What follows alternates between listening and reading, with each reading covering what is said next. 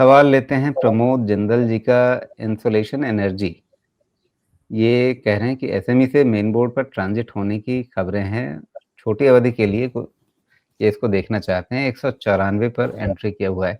पहले तो सुमेश समझाइए थोड़ा कि एसएमई से मेन बोर्ड पर ट्रांजिट होने का मतलब क्या है, क्योंकि बहुत सारे दर्शकों को शायद इसकी जानकारी भी नहीं होगी कि ये एसएमई अलग बोर्ड, अलग एक्सचेंज के, अलग प्लेटफॉर्म की तरह से, एक्सचेंज तो वही है, प्लेटफॉर्म अलग है और मेन बोर्ड पर ट्रांजिट होना क्या होता है और क्या इसको एक कंपनी के आगे बढ़ने और उसकी प्रगति करने के एक माइलस्टोन के रूप में देखा जाना चाहिए।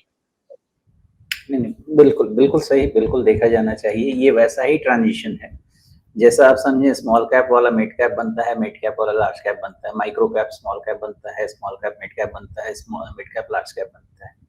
तो पहले एसएमई बोर्ड में उनको इसलिए रखा जाता है कि एक तो बहुत ही छोटी कंपनी होती हैं, उसमें बहुत ज़्यादा वॉल्यूम नहीं होता है, और दूसरी चीज़ ये भी है कि उनको एक मौका दिया जाता है कि अपनी कंपनी को लिस्ट कर लो, और उनको थोड़ा-सा डिस्क्लोजर नॉर्म से रिलैक्स किया जाता है। तो उनके जो लिस्टिंग क्राइटेरिया हैं वो उतने स्ट्रिंजेंट नहीं होते। एक तरह से उनको एनकरेज करते हैं कि आप अपने को पब्लिक बनाइए, अपने में और ट्रांसपेरेंसी लाइए, और अगर एक समय के बाद उनका परफॉर्मेंस प्रूव हो जाता है और वो अगर क्वालिफाई कर जाते हैं, मेन बोर्ड मतलब जो स्मॉल जो एसएमई एक्सचेंज था, उससे मेन बोर्ड मतलब मेन एक्सचेंज हमारे दो हैं, बॉम्बे स्टॉक एक्सचेंज और नेशनल स्टॉक एक्सचेंज। तो उससे निकल के फिर आप मेन रोल में आ जाएंगे, मतलब ऐसा समझे कि साइड हीरो से आप हीरो बनने वाले हैं। ये आपका एक ट्रांजिशन है। तो इस ट्रांजिशन के लिए आपको कुछ क्राइटेरिया पास करना पड़ता है, जो भी इनका लिस्टिंग क्राइटेरिया है, और उसके बाद फिर आप समझिए इनका प्रमोशन हो जाता है। तो it is good, it is considered good. जी, तो अब सवाल जो है इंसुलेशन के बारे में, इन्होंने 194 पे खरीदा हुआ है, लेकिन अभी तो ये नुकसान पे हैं। ये अगर खबर अच्छी है भी तो भी इसका फ़ायदा नहीं दिख रहा और पिछले कुछ समय से, या कह लीजिए कि नवंबर 2024, साल भर होने जा रहे हैं अब, लगभग ये 11 महीने हो गए, ये लगातार डाउन ट्रेंड में है। उससे पहले ज़बरदस्त फ्रेंजी में था और ऐसे ही फ्रेंजी ने कहीं रेगुलेटर को सचेत भी किया था कि भाई एसएमई में कुछ ज़्यादा ही बवाल मच रहा है। और जिस तरह का इसने अ, ऊपर की ओर रुझान दिखाया था, उसी तरह से, उसी तेज़ी से ये नीचे भी जा रहा है लगभग। लेकिन क्या अब कहीं पर ये कहानी बदलेगी और क्या इस खबर से इसे एक बॉटम बनाने में मदद मिलेगी? बॉटम तो फंडामेंटल से बनता है जी, इसमें तो मैं नहीं समझता कि बॉटम बन जाएगा इससे। इसमें एक एक बेनिफिट ये है कि करेक्ट होके ये अपना पूरा, अगर आप इसको रिट्रेस कराएंगे तो ऑलमोस्ट ये 62% रिट्रेस कर रहा है पूरा, जब से ये लिस्ट हुआ है और अभी तक। जी। मे बी एक यही इनके फेवर में है और इनको टेम्पररी रिस्पाइट दे दे, अदरवाइज इनका जो स्ट्रक्चर है वो बहुत ही खराब हो चुका है। तो कोई खास तो अभी कहा नहीं जा सकता है। बहुत डिलीवरी वॉल्यूम बहुत छोड़ा गया है, ऐसा देख के तो लग रहा है डिलीवरी वॉल्यूम। दूसरी चीज ये है कि इनका क्या हाल है। 34 ओके जी।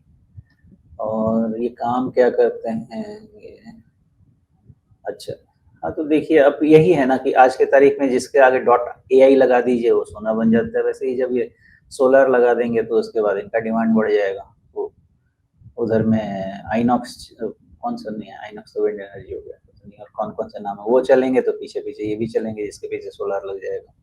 तो फंडामेंटल्स का तो पता नहीं है मुझे बहुत ज़्यादा, इसमें बहुत ज़्यादा क्या, मुझे बिल्कुल पता नहीं। तो इस पे फोकस तो आपको करना पड़ेगा इसके मेन सेल्स ग्रोथ पे, बिकॉज ऑलमोस्ट अब जिस लेवल पे गिर के आ रहा है ना, तो इस लेवल पे अगर ये सेल्स ग्रोथ मेंटेन होता है ना, तो मुझे लगता है वैल्यूएशन वाइज उतना इशू नहीं रहेगा। और दूसरा करेक्शन भी 62% का दिखा रहा है। तो ये लेवल या इसके आसपास समझें कि कहीं ना कहीं इनको थोड़ी शांति मिल सकती है, फंडामेंटली भी और टेक्निकली भी इसकी पॉसिबिलिटी है। बाकी हमेशा इस चीज़ को हर स्टॉक में रिपीट करूंगा, हम रिजल्ट मत में, रिजल्ट किधर भी कहानी पलट सकता है, किधर भी।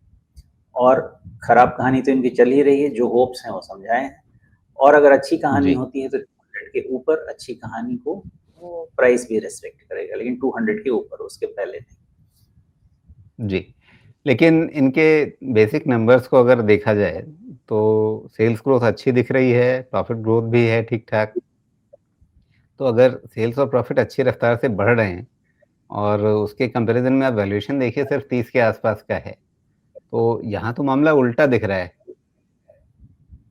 नहीं ना, देखिए हमेशा सेल्स को ना हमको रेट ऑफ ग्रोथ पे देखना पड़ेगा। तो 100 करोड़ की कंपनी और 700 करोड़ का, मतलब 100 करोड़ का सेल्स और 700 करोड़ का सेल्स, आप ऐसे समझें कि 100% सेल्स ग्रोथ मेंटेन करने के लिए फ्रॉम 100 करोड़ मुझे 100 करोड़ एक्स्ट्रा सेल करना, और उसके लिए हमने लगा दिया लोगों को ये आदत की 100% पे ग्रो कर रहे हैं। लेकिन अब 700 करोड़ पे आके आप 100 करोड़ पे सेल्स ग्रो करेंगे तो कहेंगे भाई आप तो भाई 12-14% सेल्स ग्रो कर रहे हैं। तो rate of growth is something what matters, and rate of growth certainly decelerate कर और करेगा भी, बिकॉज 100 करोड़ का सेल्स 700-800 करोड़ जाके एक बार मतलब 1000 करोड़ के आसपास जाते जाते थकना तो तय बात है। फिर उसके लिए आपको बहुत मतलब हो सकता है केपेक्स करना पड़े, पता नहीं, मैं कह नहीं सकता कि वैसा करना पड़ेगा, बट अगर आपका 100 करोड़ का सेल्स है, उसको 1000 करोड़ के ऊपर लेके जाना है, तो आपकी वैसी कैपेसिटी भी तो बढ़नी चाहिए। अब वो ऑर्गेनिकली बढ़ाएंगे कि इनऑर्गेनिकली बढ़ाएंगे, वो सब जो कंपनी ट्रैक करेगा वो सोच के समझेगा। But ji. सेल्स ग्रोथ करने के लिए, फॉर एग्जांपल मान लीजिए कि अगर मेरे पास एक स्टोर है, एक स्टोर से मैं 100 करोड़ का सेल्स या 50 करोड़ का सेल्स करता हूँ, कितना बढ़ा सकता हूँ एक स्टोर से सेल्स में? लेकिन अगर मुझे और 50 करोड़ का सेल्स करना है तो एक नया स्टोर खोलना पड़ेगा, तो उसको कैपेसिटी एक्सपेंशन बोलते हैं। तो इस तरह का क्या काम ये जी। कर सकते हैं? हाँ।